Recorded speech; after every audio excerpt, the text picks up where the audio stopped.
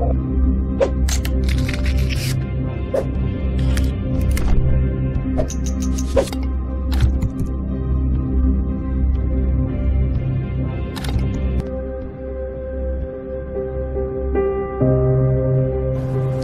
Dajjal. Sudah siap bertemu dengan era Dajjal? Sudah siap? Berlindunglah kepada Allah. Kalau mengatakan sudah siap, menurut saya sombong. Saya saja tidak siap, bagaimana kita berani mengatakan sudah siap? Berlindunglah kepada Allah. Tapi siap nggak siap, ini ibarat matahari udah mau tenggelam. Siap nggak siap, matahari tetap akan tenggelam. Begitu Bapak, Ibu. Mari kita lanjutkan. Di dalam hadis Nabi mengatakan seorang remaja lelaki satu-satunya laki-laki dan manusia di bumi yang Dajjal tidak mampu menaklukkannya, tidak bisa menguasainya. Dan remaja ini saat berjumpa dengan Dajjal nggak mau sujud kepada Dajjal. Padahal siapapun yang bertemu dan berjumpa dengan Dajjal pasti akan terpengaruh oleh sihir Dajjal, oleh hipnotis Dajjal, dan akan sujud menyembah Dajjal. Tapi remaja ini enggak. Dajjal menghampirinya, tangkap, maka ditangkap. Kamu kenapa nggak mau sujud kepada saya? Kata remaja ini, tentang diri engkau saya telah baca dalam hadis-hadis Nabi Muhammad SAW bahwa engkau adalah Dajjal. Ciri-ciri mirip, fisikmu mirip dengan gambaran Nabi dan kemampuanmu juga. Maka saya haram sujud kepadamu. Saya hanya akan sujud kepada Allah. Dajjal pun marah. Dajjal sangat marah. Dan dijambaknya rambut remaja ini. Tangan kanannya memegang gergaji, langsung dibelahnya batok kepala itu hidup. Remaja ini pun meninggal dunia, dibelahnya sampai terbelah dua tuh badan, tergeletak di lantai, darah bersimburan kemana-mana. Lalu Dajjal mengelilinginya satu kali keliling, sambil mulutnya komat kamit membaca mantra-mantra tertentu. Setelah itu setelah satu kali keliling, Dajjal berkata, "Kum, bangkit kamu, bangun."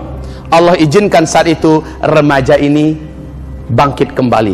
Tubuhnya kembali merapat, menyatu, dan dia pun berdiri. Darah tadi yang di lantai tetap bergenang di lantai. Darah yang mencubratan kemana-mana di tubuhnya tetap membasahi tubuhnya. Tapi dia telah utuh kembali. Dan dia berdiri dengan tegar dan kokoh. Para pengikutnya betul-betul semakin yakin ini asli Tuhan. Tapi remaja ini setegar semula. Tetap tidak mau sujud. Apalagi kata Dajjal, sujud, saya Tuhan kamu. Saya sudah hidupkan kamu setelah kamu saya matiin. Dan ini cuma Tuhan yang bisa buat. Dan saya sudah lakukan itu pada kamu. Kamu lihat sendiri kan tadi. Apa kata remaja ini? Sorry Jal.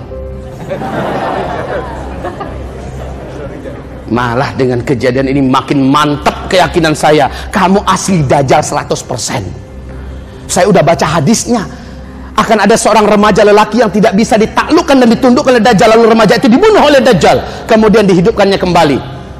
Lalu dia tetap tidak akan mau sujud kepada Dajjal. Kemudian Dajjal membunuhnya kali kedua, tapi Allah telah mencabut kemampuan Dajjal untuk membunuhnya. Dan kemampuan Dajjal membunuh yang lain juga sudah Allah cabut dengan kejadian itu. Kamu setelah ini tak akan bisa bunuh saya loh Jal. Dan tidak ada satupun manusia yang bisa kamu bunuh setelah kamu membunuh saya tadi. Betul, Dajjal marah, ingin membunuhnya kembali langsung dengan tangannya. Dia sudah tidak berdaya. Akhirnya Dajjal perintahkan para bala tentaranya, syahidlah remaja ini. Dan Rasul mengatakan itulah semulia-mulia syahid di akhir zaman. Umur remaja dalam hitungan ilmu sosial berapa? Belasan tahun ya. 12, 13, 14, 15, 16. Ini yang disepakati oleh para pakar dan ahli-ahli ilmu sosial. Umur 17 tahun diperselisihkan. Tapi saya minta gabungin aja deh ke umur 17, 12, 13, 14, 15, 16, 17, 7 tahun. Maaf, 6 tahun. Mau dengar kabar tahun 2004 apa yang terjadi di TV-TV Arab, dan itu bisa buka di YouTube. Di TV-TV Arab diberitakan bahwa seorang bayi laki-laki telah terlahir di negeri Arab, di Palestina. Seorang bayi laki-laki lahir di Palestina.